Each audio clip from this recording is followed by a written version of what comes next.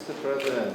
good to see you again. Thank you for receiving us. Thank you for your time. Ադրբեջանա-Ղարաբաղյան սահմանին հարաբերական հանգստությունը պահպանելու եւ ամրապնդելու առաքելությամբ ԵԱՀԿ գործող նախագահը նախ այցելեց Երևան։ Նախագահ Սարգսյանի հետ քննարկեց Վիեննայում եւ Սանկտ Պետերբուրգում ձեռք բերված պայմանավորվածությունները, դրանք կյանքի կոչելու ուղղությամբ անհրաժեշտ քայլերը։ Ադրբեջանը երկու հանդիպումների ժամանակ համաձայնել է, բայց հետո փորձել է հետքայլ կատարել, շփոթության մեջ գցելով առաջին հերթին Մինսկի խմբի համանախագահներին։ Ես միշտ իրենց պատասխանում եմ, սպասեք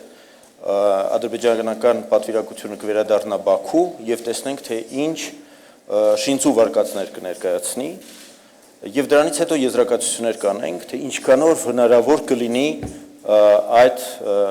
համաձայնությունները կամ պայմանավորվածությունները, որոնք ձեռք էին բերվել այդ հանդիպման ընթացքում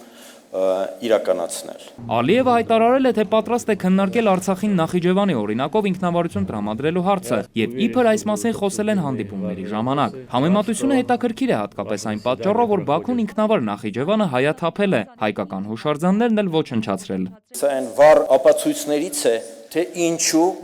սա չէր կարող լինել բանակցությունների առարկա եւ չի էլ լինի։ Մենք երբևէ չենք քննարկել եւ չենք էլ քննարկի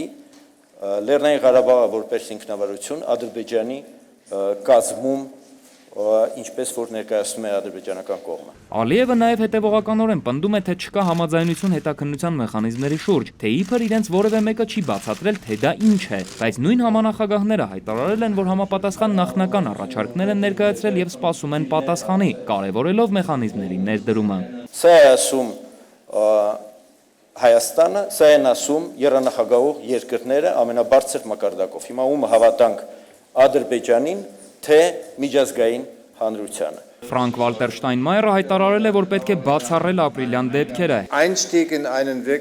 Այն ինչ տեղի ունեցավ ապրիլի սկզբին կրկնվելու իրավունք չունի, պետք է գտնենք անվտանգության հնարավորություններ եւ եզրեր բանակցային գործընթացը շարունակելու համար։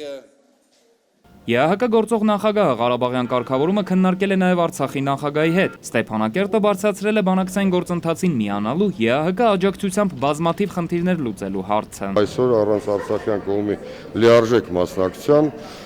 բանակցային գործընթացի բոլոր փուլերին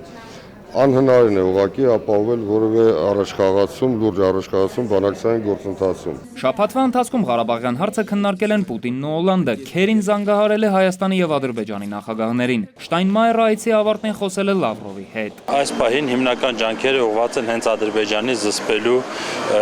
մարտավարության մշակելու վրա, այսինքն